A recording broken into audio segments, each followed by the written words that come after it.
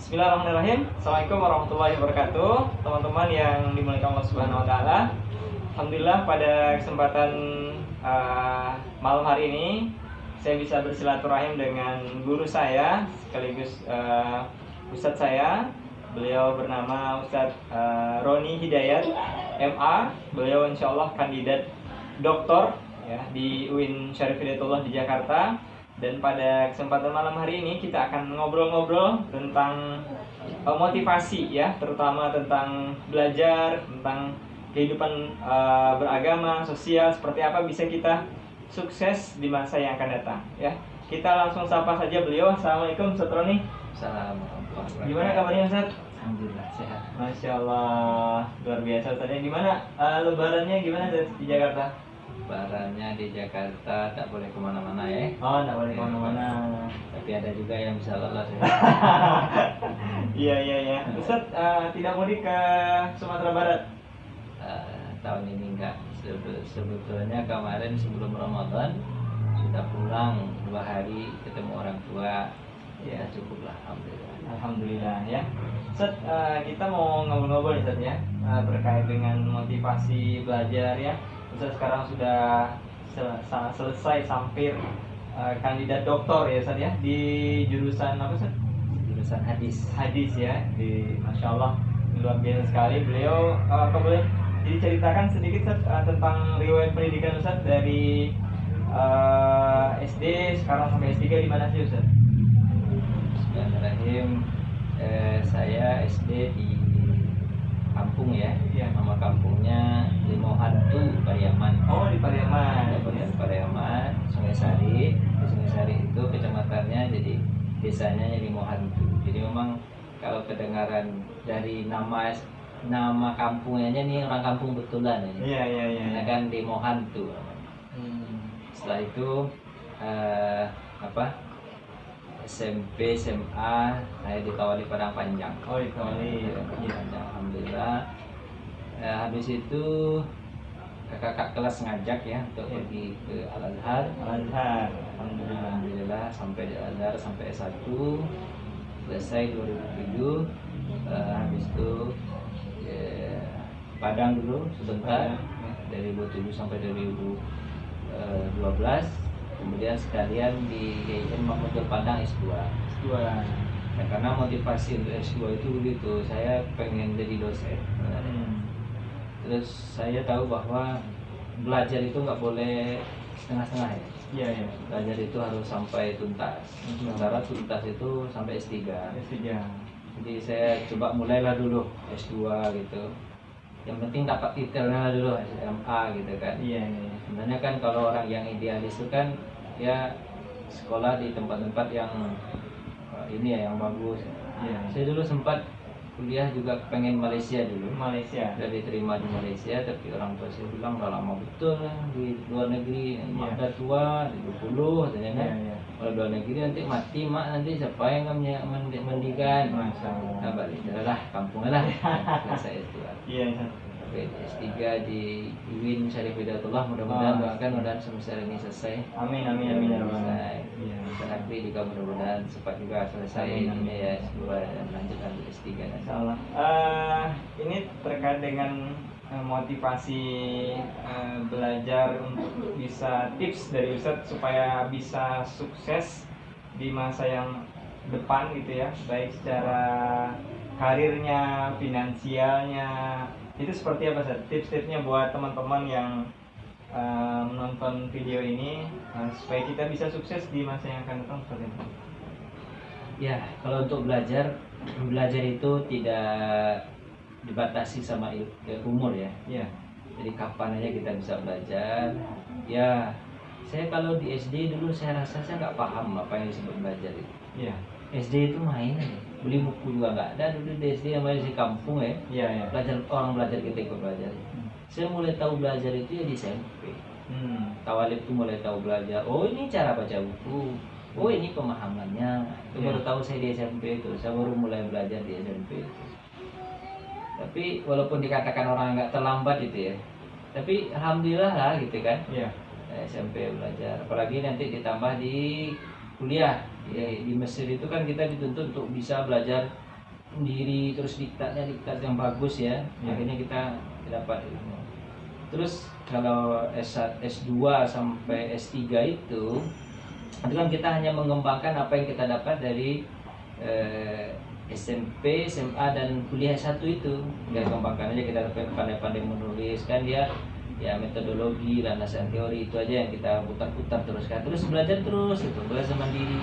Memang yang dikatakan belajar hebat itu ya kita belajar sendiri. Belajar sendiri, baca buku, pas mentok baru tanya sama guru. Otodidak ya.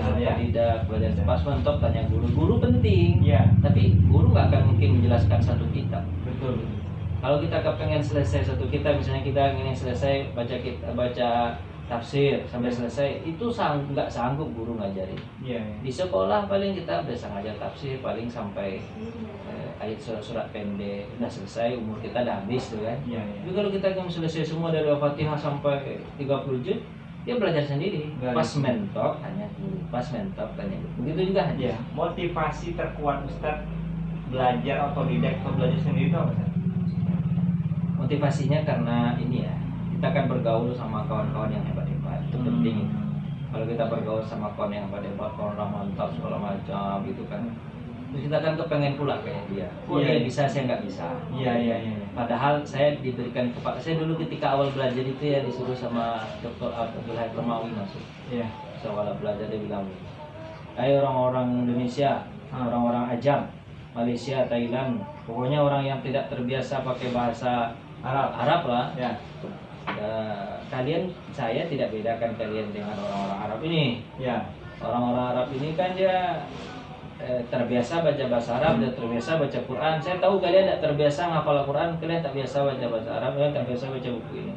Tapi otak kalian kan satu-satu dikasih sama Allah. Iya. Kepala kalian satu-satu dikasih sama Allah. Saya lihat kepala kalian sama kepala orang Arab, orang Mesir, orang Sudan, orang Libya ini sama ya kepala kalian misalnya. Jadi kalau kalian gunakan baik-baik pasti kalian bisa. Kalau kalian nggak gunakan baik-baik, ini otak kalian ini nggak bisa kan. Makanya kata Nabi katanya lafaz dan Arabi wal ajami. Tidak ada beda antara orang Arab dengan orang non Arab, sama aja. Illa bitakwa, kecuali takwa kepada Allah. Kalau kalian untukkan kepala kalian untuk kebaikan atau untuk ini bisa. Saya habis mikir, ya juga ya. Habibie kepalanya kecil ya, badannya kecil ya, tapi bisa hebat gitu. Iya. Orang Indonesia kan, Iya. bisa kalau digunakan bisa dia. Iya. Kadang kita udah semangat buat belajar, sudah berencana untuk berteman dengan orang hebat. Tapi kadang ada kalanya kita itu nggak semangat, kadang nggak mood dalam belajar. Itu gimana solusinya kalau kita lagi nggak mood belajar itu gimana? Belajar itu kalau nggak mood jangan berhenti. Terus yang berhenti, kalau berhenti lama tuh. Seperti saya pengalaman ya nulis disertasi contohnya ya, S3 ya. Saya rencana kemarin itu berhenti hanya pas ketika mentok. Itu kan ada ketika kita mentok gitu ya. Mentok ada, saya istirahat lah seminggu lah. Seminggu saya rencana istirahat, tapi satu semester bablas. Masya Allah. Jadi nggak boleh berhenti. Akhir itu pas ketika saya bayaran satu semesteran, baru saya berpikir di situ. Ya Allah ya Rabbi, satu semester selama ini ngapain aja saya?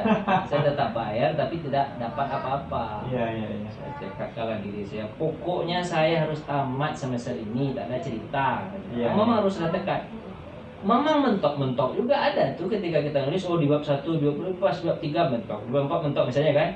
Tapi terus saja Allah bukakan peluang nanti. Habis itu kan ingat sama kita kan baca terus.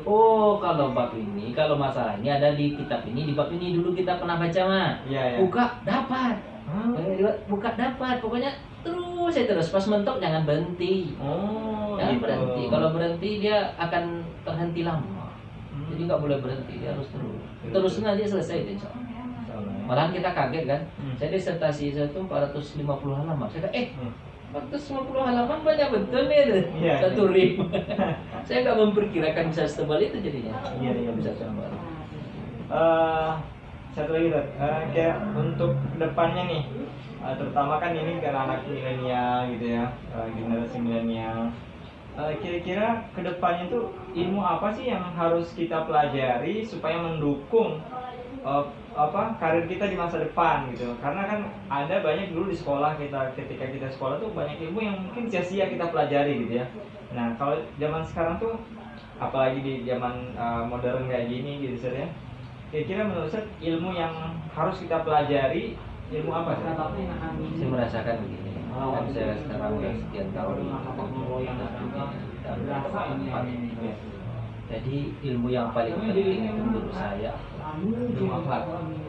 Kalau ilmu agama, kalau ilmu yang ada di otak, ya maksudnya misalnya baik ilmu agama maupun ilmu tapi yang ada di otak aja gitu. Ya. Ilmu tafsir, ilmu hadis segala macam, kalau tidak ditopang sama akhlak nggak ada gunanya.